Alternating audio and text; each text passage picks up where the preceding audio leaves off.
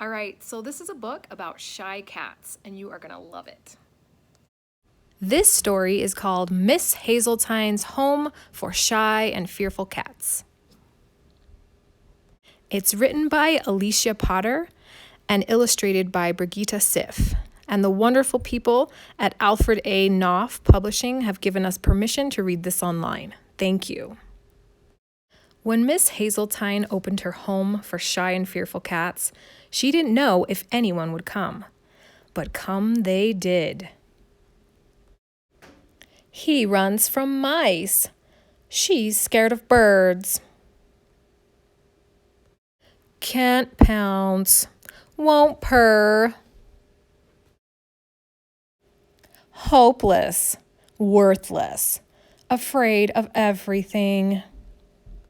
Strays who could read Miss Hazeltine's sign skittered in on their own. Then there was Crumb, the most timid of all. He dashed through the door and hid. Miss Hazeltine began her lessons at once. In the morning, she taught bird basics. In the afternoon, climbing up followed by climbing down. And at night was scary noises. Many cats received extra help in meeting new friends. Miss Hazeltine showed the cats how to hold their tails high, to arch their backs, to think good thoughts. Every day they practiced pouncing. The hardest lesson? How not to fear the broom. Miss Hazeltine didn't mind if some cats only watched. She let them be. Like Crumb. Miss Hazeltine told him sometimes even she got scared. "I'm afraid of mushrooms and owls," she confided, "and I've never liked the dark." She praised Crumb's love of pitch-black places. Crumb lapped up every word. One day he hoped to find the courage to thank her. Still he worried, would he ever be brave? Soon, more and more cats came to Miss Hazeltine's home, and more and more. So many arrived that on a Monday at 5 o'clock, when everyone but Crumb was fast asleep, Miss Hazeltine ran out of milk. "I'm off to fetch a bucketful," she told Crumb, "and I'll be back before dark." Crumb watched her go. But by the time Mrs. Hazeltine rounded the road back home, the sun had set. The heavy bucket sloshed and slowed her. And her ankles were wibbly-wobbly from all the pouncing.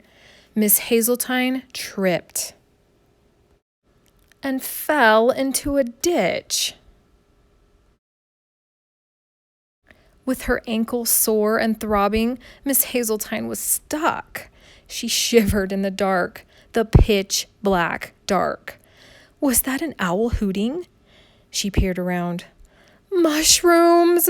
Miss Hazeltine tried to think good thoughts. Back home, the cats did the same, but they were alone and very, very afraid.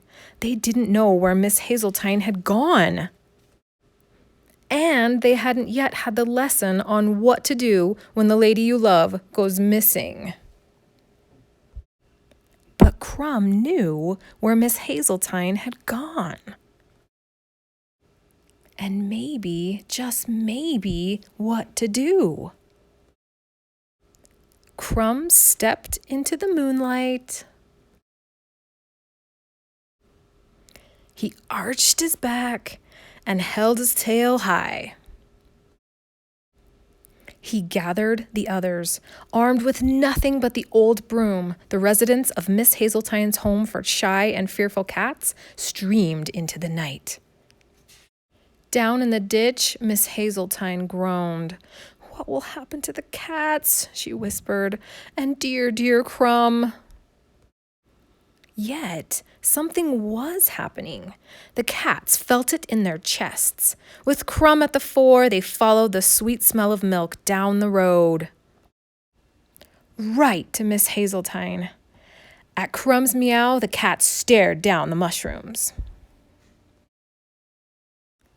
They purred to drown out the owl's hoots, and they pounced to be sure nothing lurked in the dark. Then they formed a chain of cats to rescue Miss Hazeltine from the ditch. The broom made an excellent crutch.